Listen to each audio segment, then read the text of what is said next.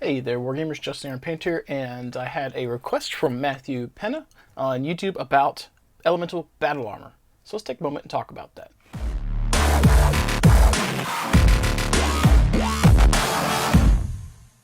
I'd like to welcome you guys back to the channel. Big thank you for everyone who has tuned in. If you're new here, hit that like and subscribe. Hopefully you enjoy this community, enjoy this content. If you're a returning viewer, thank you so much. You guys have helped me hit 2,000 subs. Hopefully that's just the beginning. I'd like to see this channel grow. I want to do more. I would like to do more painting tutorials, but honestly, I've painted so much over the last over a decade that I'm really excited to actually do some gaming. I put wargaming on the back burner to do commissions, and I've done so little wargaming over the years that I would like to actually do more of that. So I'll do painting when I can. I'll paint stuff for the stream and some other things that I can't talk about yet. Some good announcements coming up for that. But I want to get into doing some more gaming, and that brings me into a comment I had today from Matthew Pena, who asked about elemental battle armor. Let me actually bring up my YouTube and I will read his comment here. All right, let's see here. If I can find it. There we go. I would love for you to cover elemental power armor for Alpha Strike. A few of us are going to try out Alpha Strike here in the next few weeks. That's a great question, and I've got some battle armor here to talk about today, including the elementals. I have a variety of models here for a few reasons. So let me jump into why I've got these models first, and then we'll talk about battle armor. So first and foremost, if you're considering introducing elementals to Alpha Strike, here is one of the official CGL ones. These are great. The detail level on them is not super high, but at this scale it doesn't need to be. It doesn't have to look like a mech, like size-wise. That's fine that they're different. But here is your standard elemental. The issue you're going to run into with Battletech, Classic, Alpha Strike, or otherwise, is the options for infantry that are available for purchase. Because there's a lot of proxies that happen with non-mechs because there's not as many options for those units official model-wise. And you'll see people that'll pay, they'll bring like a battle armor and say it's something else. Proxies for non-mechs are very, very common in Battletech, and there's nothing wrong with that. On the table here, I've got a few models from Death Ray Designs that we make. This is our Bombardier, and it is a very good approximation of a Grenadier from Battletech. Here in a moment I'll have some stat sheets here for the units. I totally forgot to print one out for this, so but that's mentioned because it is a good unit in Alpha Strike. The other units I have here are going to be considered more meta than elementals, so we'll talk about that too. We've got our newly released, or about to be released, battle armor, almost like a proto-mech. This is our Tenet battle armor, and it is very similar to this one. This is the official Marauder 2 battle armor. This one's chunkier, but very similar. Got laser arms and a cannon shoulder, but different design, but has the same types of weapons so that it could be a good approximation. I don't mind this one as much. I like ours too, but not all the infantry look as good as this one. So we'll put him on the table too. And like I said, we make these at Death Ray Designs, and if you're interested in anything at all for you viewers, check out the description below. We've got a link to Death Ray Designs and a coupon code to save 10%. Anything you buy, help support the company I work for and help support me. We've got non-traditional battle armor. This is our Shellback, which is a good approximation of a Tortoise from Battletech. Very good battle armor unit. This one will actually be different than these, and I'll explain that too. And then we have these, which is our oh man, that name literally just slipped my mind. Rostam battle armor, which is a good approximation for the Cuchulainn battle armor. Now this base is a little bit crowded. I think putting 3 on here is good. 4 is a bit much, but you can run this from 3, 4, 5, or 6-man squads. All these infantry are roughly the same tonnage in terms of what they're carrying, so the scaling in Battletech is not always great in regards to infantry in particular, so our stuff's a little bit out there too, but some of the stuff's got to be exaggerated so it looks good. Like if this was super small, it would look kind of goofy, so these are pretty good. I think these might be getting rescaled a little bit so that they're more in line with the Cuchulainn, but it'd be very slight. So that said, let's jump into functionality of the battle armor. Let's get these off the table first, and we'll talk about the battle armor itself. So I have printed off masterunitlist.info. If you're not familiar with that, it is masterunitlist.info, official website for Tops. This is not illegal in terms of like PDF downloads or anything like that. This is their online list builder. It is an amazing tool for building your list. So I have pulled up a couple different elementals here. We've got 3 on my list. We've got a 2 5-man squads and a 4-man squad, and I just want to go over roughly some of the differences on them. So this one down here, this is a flamer. His damage at short is 1, his damage at medium is 0 asterisk, and 0 at long range. The asterisk means that at medium range, he could roll to hit, and if he hits, you roll another dice, and on a 4, 5, or 6, he deals 1 point of damage. On a 1, 2, or 3, he deals 0. So it's a 50-50 shot if you hit to do 1 point of damage or not. TMM is 1 6-inch move with jump, 1 damage at short range. He has anti-mech. That part doesn't matter much unless you're doing melee. He could get a critical hit in addition to damage. Carry 5 also doesn't matter much for the elementals. That only is going to matter for being carried inside a transport, which one of these battle armor will matter, but for this one it doesn't. I don't remember what FR is. This might be a variant that I grabbed that does something. FR, fire resistance. So if he gets hit with a flamer, he ignores it. Normally, fire damage to infantry just goes straight as damage, whereas for like mechs, it increases their heat scale. He has heat 1-. That means that when he does his short range damage, if he deals 1 point of damage, he could also do a point of heat. And then MEC stands for mechanized infantry, which if he has the MEC ability, that means that he can ride on omni-mechs or omni-vehicles. That's important because riding on is not the same as being transported inside of. Now, he's 19 points, and that's assumed to be skill 4. And we slide up here, and for 1 point less, you give up your fire resistance and your heat ability and 1 point of armor, because this guy had 2, 2. This guy's 1, 2. Still has anti-mech. This is a 4-man squad instead of a 5. There's a 5-man version as well. Everything else is the same, except you'll notice he has 2 damage short, 2 damage medium. That gives him a little bit more functionality over this guy. This guy has one specific job, and that's generally to get up in a mech's face, deal heat. But they aren't cheap. These are not cheap battle armor. And then you've got the 5-man squad that is similar to this one, and for 3 points more, it's essentially the same. Still 6J, 220. The only thing difference is you paid 3 points for 1 extra HP. So when you're building your list, trying to find battle armor that have the stats you want and the abilities, the point total you want, and the skill level you want with the HP you want is a little tricky. And you'll notice like at a 1 point difference, there's a vast difference in damage output, but there's going to be a difference in what you want these guys to do. Personally, between the two, I think the bonus damage is a little bit better for what you would use these guys for. But if you're building a list around heat, this isn't bad to give you heat applications. But then you'll notice going from here to here, for a 3 point difference to only get 1 HP, not really worth it in my opinion if you're having to run lean.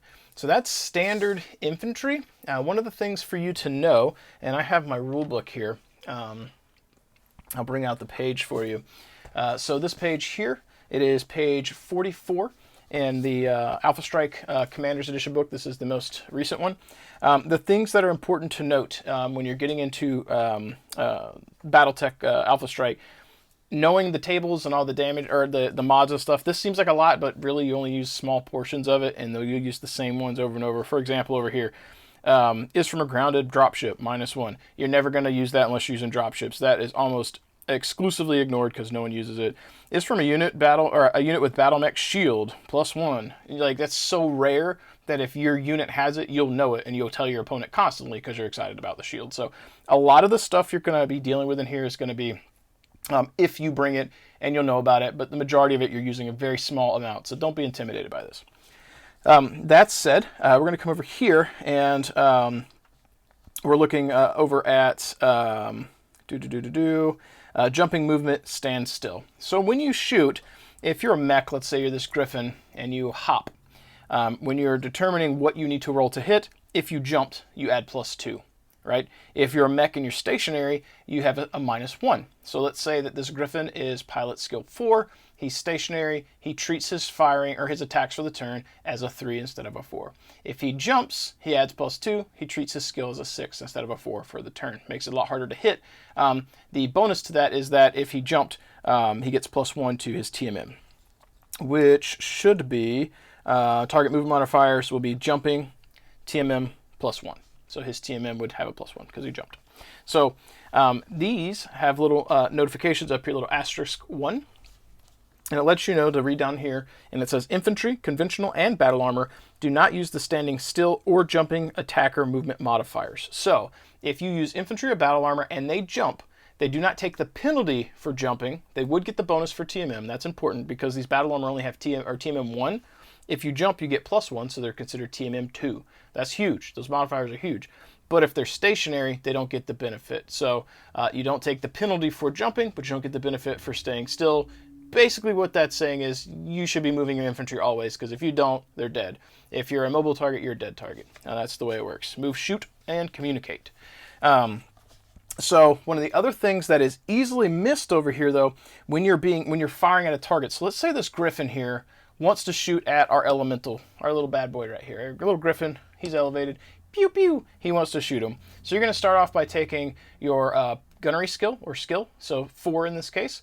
We're going to say this is short range, so 0. We're going to say that our infantry jumped, so TMM 1 +1, so 2. So we're looking at a 6 modifier, right? Wrong. You have to come over here and you have to look, and this is a thing that's easily missed. What kind of target are you shooting at? These usually don't come up, but battle armor does. Battle armor always get +1.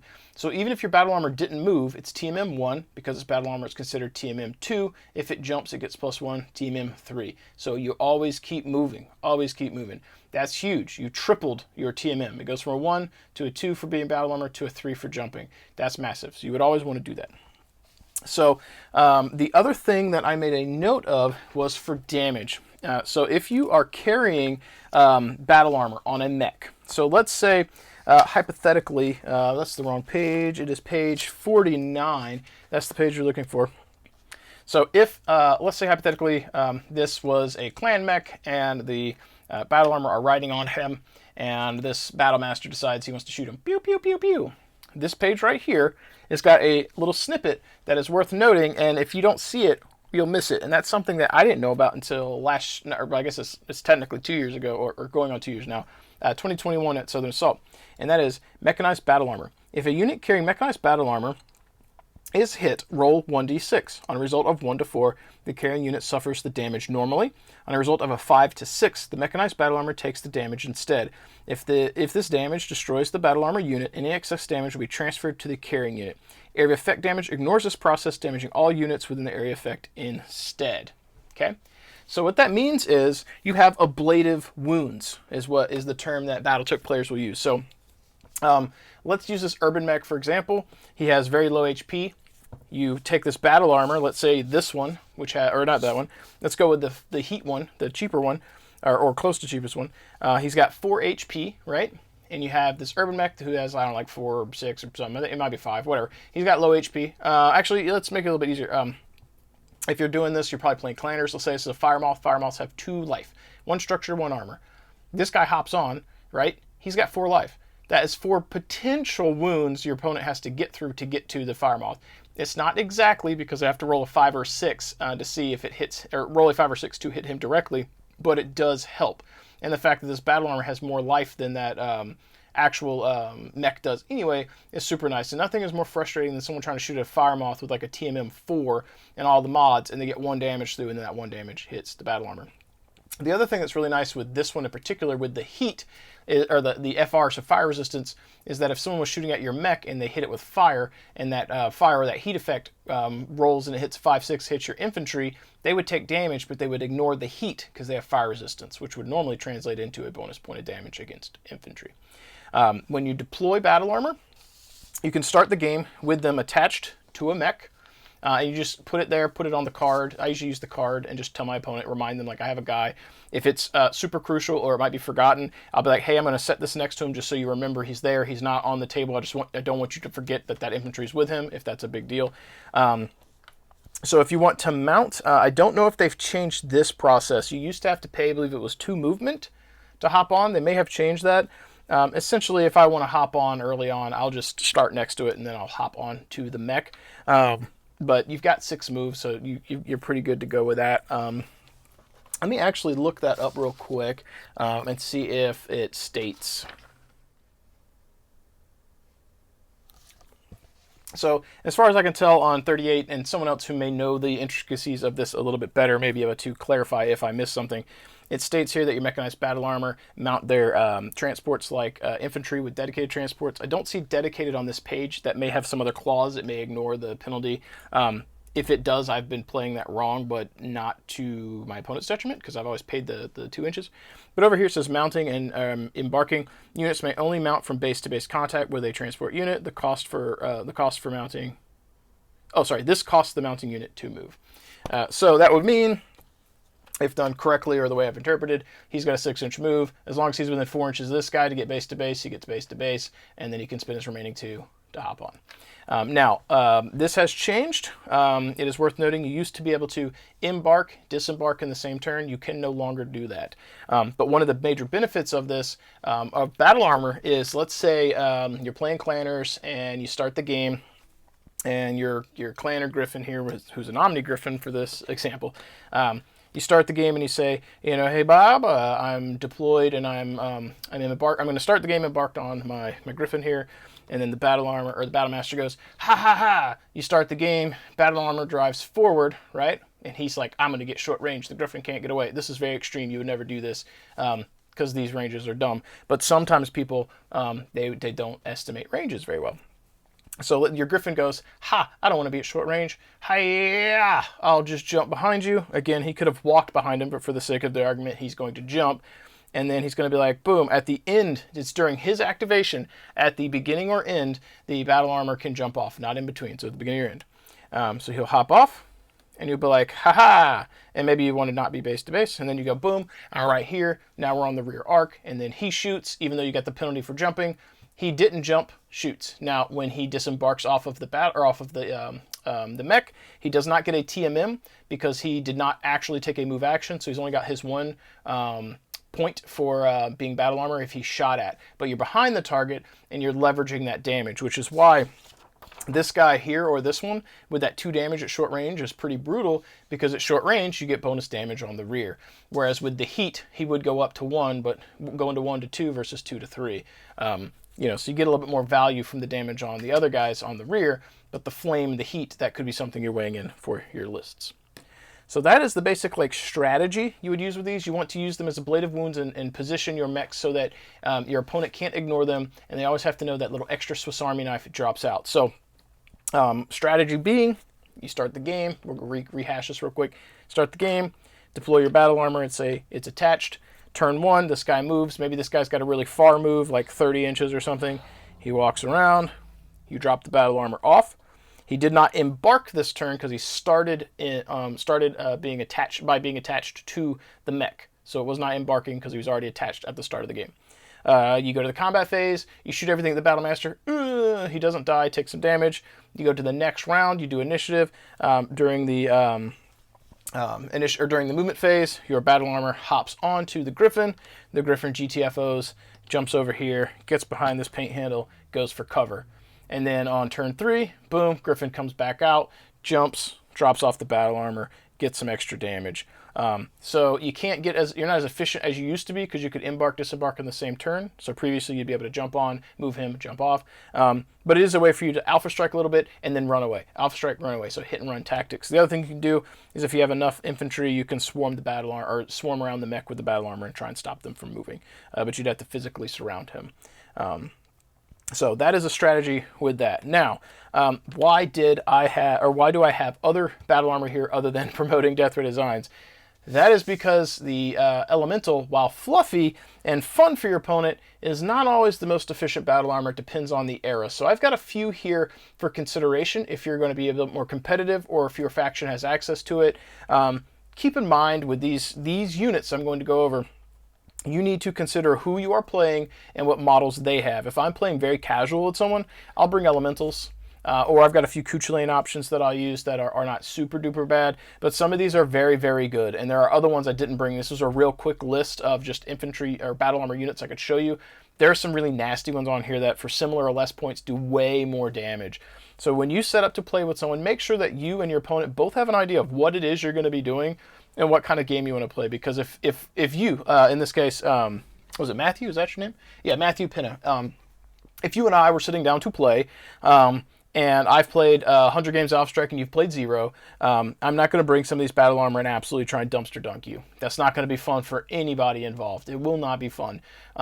If it was fun for me, something's wrong. Like, I should be trying to play, I don't say this to be insulting, I should be trying to play on your level. And that's not me trying to say like you're bad. It's that if you have this much experience with Alpha Strike and I have this much, I should try and make my list similar to your list so I can help you learn the game and pull you up to my level. If I sit here above someone who doesn't know what they're doing and I just keep piling shit on you, what's your incentive to sit down there and let me keep throwing shit on you? You might just be like, cut ties, I'm out, I'm going to play a different game.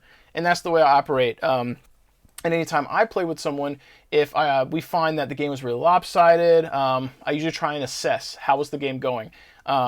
Were you learning something? Did you get something out of it that you can take for the next game and improve? Or was my list really, really brutal? And if your units that you own can't really handle certain things I brought, and I have other models I can play, I will take different ones and try and bring my list more enthrottled with yours. Because if you only have a game Rama Combat, right, or the Alpha Strike box, you only have 13 models in your collection, and I have hundreds. I have a huge pool of models to build my lists with. You don't. So if I'm playing up here and I think a model is okay, and you're playing and it isn't, and you just can't deal with that model, it's got rules or mechanics that your army just can't deal with because you don't have some other stuff, you don't have infantry, you don't have VTOLs, whatever, I'll drop some stuff, bring it down. And again, that's not meant as an insult, it's meant as like, I have more experience, I have more units, let's make sure that those match. I'll drive home this example one better. If you are playing Magic the Gathering, I don't know if you're familiar with it, someone might benefit from this example, and you walk in with your Walmart Commander deck, right? And you want to play with me, and I whip out a $5,000 Commander deck, not that I have one because I don't, but if I did, and I whip that out to play with you, the odds of me winning are very, very high, and the odds of you having a good experience are probably very, very low. Whereas if you walk in with a Walmart starter Commander deck, or even starter just, Magic deck, and you're like, hey guys, I want to learn this game, and you say, all I've got is this starter deck from Walmart, let me go grab a starter deck from Walmart, or something like that of a similar level, and play with you. We'll both have a good time. I can help you learn mechanics and stuff, and we can gradually pull you up to that level where you're more familiar with units, you're more familiar with mechanics, you're more familiar with special rules, and then we can start edging into better and better stuff, and I'm pulling you up and helping you learn, not just trying to dumpster dunk you, because that's not fun. If I win a game, I want it to be by 1 point, and if I lose, I want it to be by 1 point. I never want a landslide. Landslides are boring. One person has a good time, and the other person just gets dunked, and that's not fun. So, long story short, long story long, if you try any of these battle armor over here, make sure that you tailor your list based on your opponent so that you both have fun. That being said, let's get into it. So I showed you guys the Marauder battle armor. So I've got 2 Marauders here. Let's zoom in.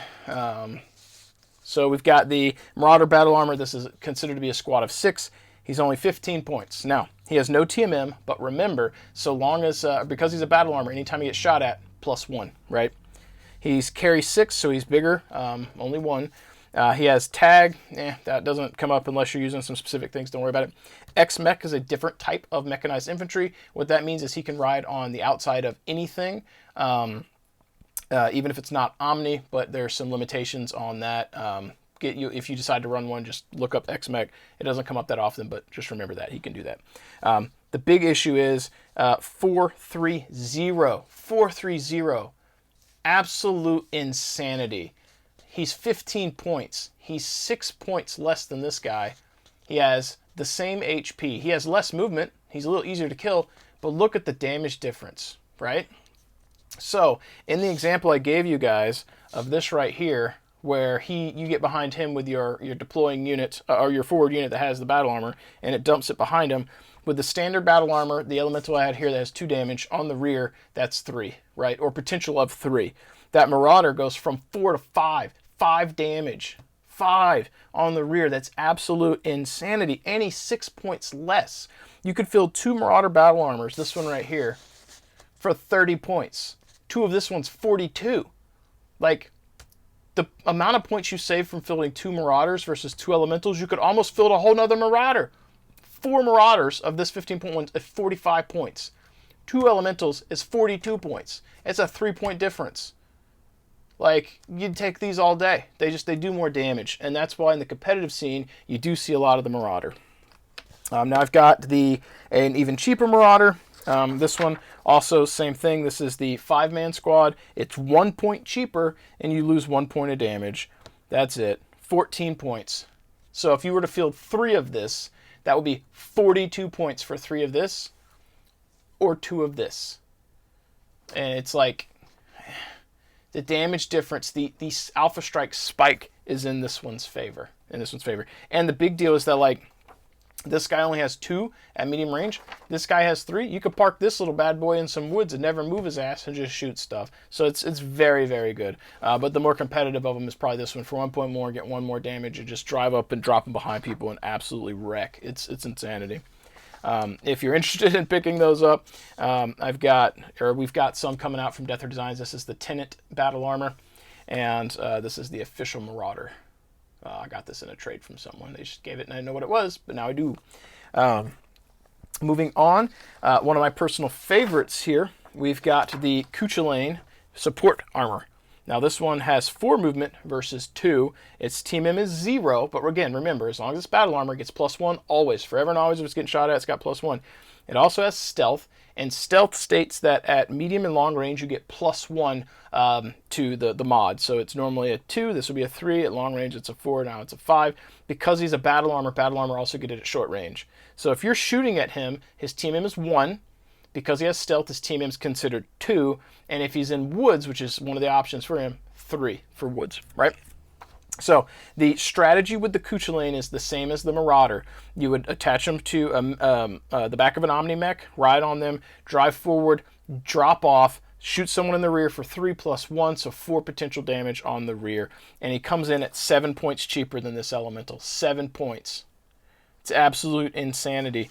Now it's not as big here. I mean, it's still a 5-point difference, but look at the damage difference between a 19-pointer and a 14-pointer. Now you are giving up the TMM difference, right? But he has stealth, so it doesn't matter. It doesn't freaking matter. He has more mobility in the jump, so jump, battle armor, and then TMM 3. This guy is just TMM 1, TMM 2 because he's got stealth, and if he's anywhere else, he's got a potential +1. It's just he's way more efficient. Now, option 2 for using the Cuchulainn, this is an option that Dave Alsiger mentioned that I may have not considered when I was playing competitively, semi-competitively. My infantry, my battle armor was good. My list was, I felt, average. It was good, but not cheesy good. It was just, I wanted to field what I wanted to field, so I brought 2 lances of Wolf's Dragoons to Southern Assault 2022. But he told me, he's like, you could walk him up, or drive up, dump him off in some woods, and leave him there for the rest of the game. He has 3 damage at medium range. So that is 6 to 24 each bubble. Get him somewhere in the middle of the field. He's got a good overwatch range. If they kill him, oh no. If they don't, it's 3 damage every turn you're trying to roll out. That makes him particularly vicious. The same for the Gnome Battle Armor. The difference is the Gnome does not have stealth, so the Cuchulainn gets the edge on survival. The Gnome Battle Armor's big benefit is that spike damage at short, drive forward, shoot someone in the rear, whereas the Cuchulainn is a bit of a jack of all trades. You could get behind someone, you could send in some trees for cover, and then you could shoot. So I really like this one. It's I've used it in multiple lists of mine. And then finally and this is again what we've got as our Rastum Battle Armor, which is a good approximation of the Cuchulainns. Also, caveat, what battle armor you use also would be dependent upon the era. These span a variety of eras, so keep that in mind too. And then finally, from the things we have physical representations for, here's our hingeback, or a good approximation for a tortoise. Look at this absolute insanity. So this one's 15 points, 440, and stealth, right? So same thing as the Cuchulainn. He's a battle armor. He's got stealth. If he's in woods, a 3. This one is cost more. This one actually costs more. He's 2 points more than this guy. But look at the absolute madness that is damage.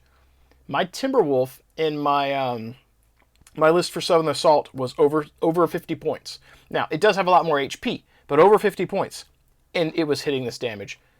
The only model on my list, I think, that might have had a 7, maybe one other one. But like my average damage for my mechs in my list last year at the tournament at Southern Assault 2022 was probably like a 5. This guy's 7. He has 7 at medium. You could drive him forward, park him in some woods, get your stealth. So stealth, battle armor, woods, +3 always. Shoot down +3 always. And just rain down. And if they kill him, that sucks. But oh no, it's 23 points. Now, the difference between the rest of these and him, which makes him different, is that he's carry 6 stealth, no mech, no X-mech. He can't actually grab onto a mech. So you got to imagine when these battle armor are cruising around on a mech, they're jumping up and they're holding on the outside of it, and then at the prime opportunity, they jet off and they jump off and they attack, or they get a strategic point.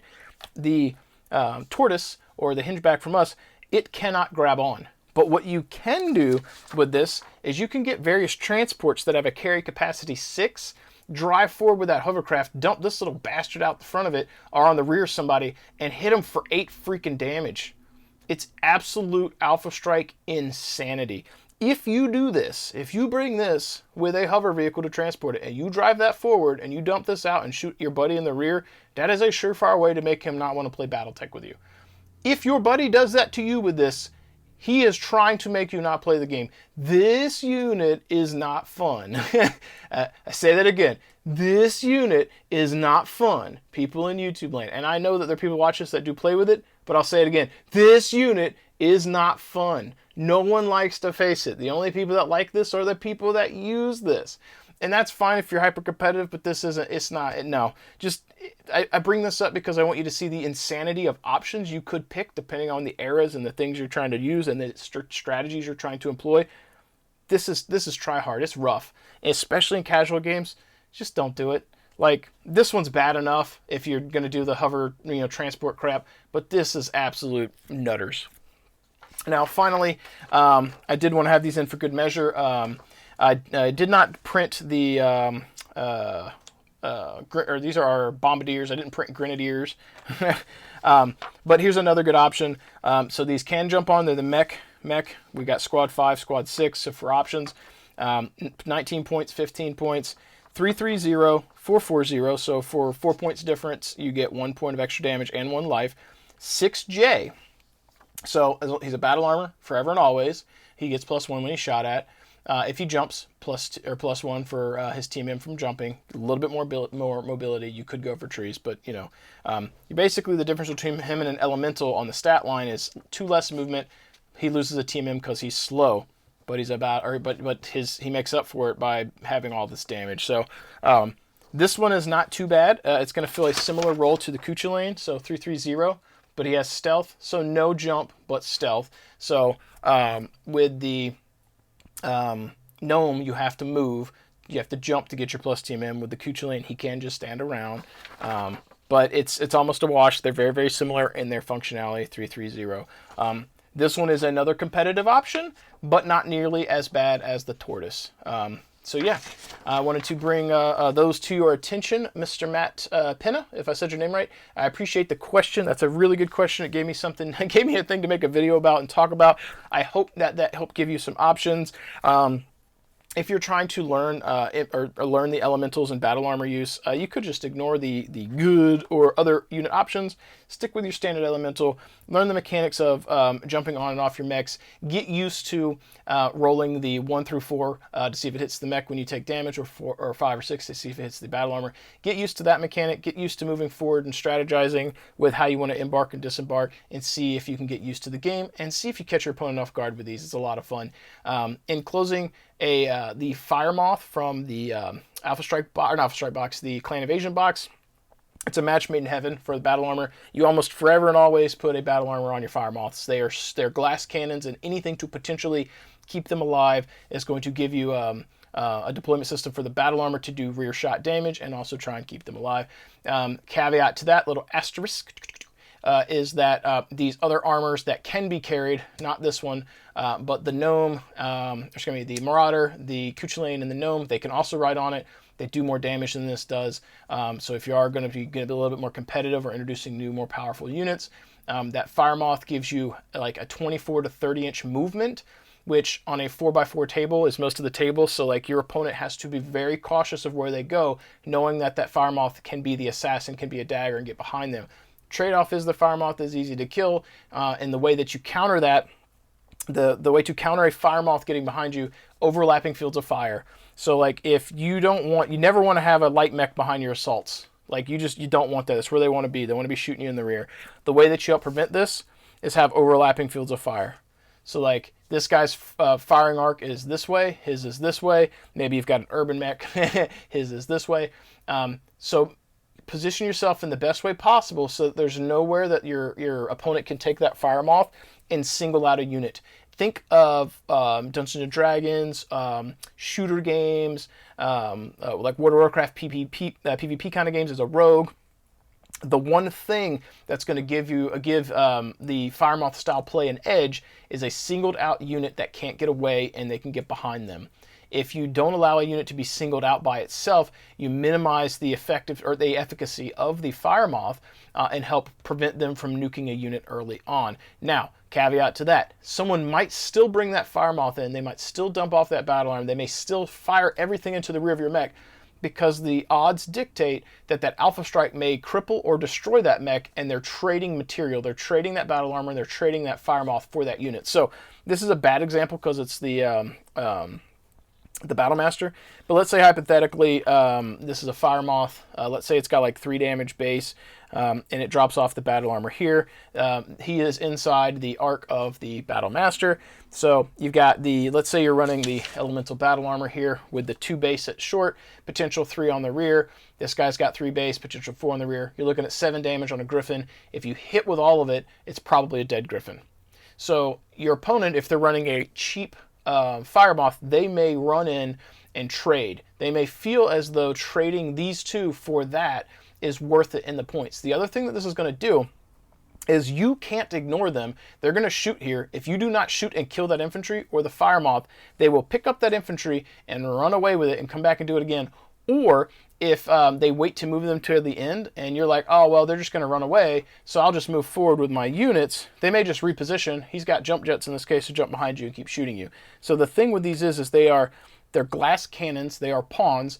You use them to strike a dagger or shiv in the back of your opponent if they give you a weak spot to exploit. And if you don't, you may sacrifice that pawn to leverage the material to give yourself that fighting edge. So as a recap for that, if you want to prevent that Alpha Strike, have overlapping fields of fire. Try not to give a unit or leave a unit hanging out there to be caught with or to be singled out and fighting on their own with someone on their rear. To quote Top Gun, never leave your wingman. That is the way that would be.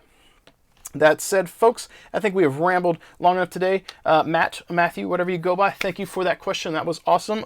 If you guys made it to this point in the video, thank you for hanging out. If you are new here and you enjoyed it, again, hit that like and subscribe. Tell your friends. Let's help grow the channel. If you want to help support what I do, check out Fortress Miniatures and Games. They do carry what I mentioned from Death Designs. Death Designs does too. We got a link in the description below. If you like the paint jobs and stuff you see from me on social media, check out Monument Hobbies in the description. Got a coupon there as well. Help support what I do and help support them. Helps get the hobby growth going for everybody. That being said, as always, you guys know I will ramble if you give me the opportunity. So let's cut me off early, and it's time to go. Thank you guys for hanging out again. Keep painting those models, keep rolling those dice, and I will catch you guys next time.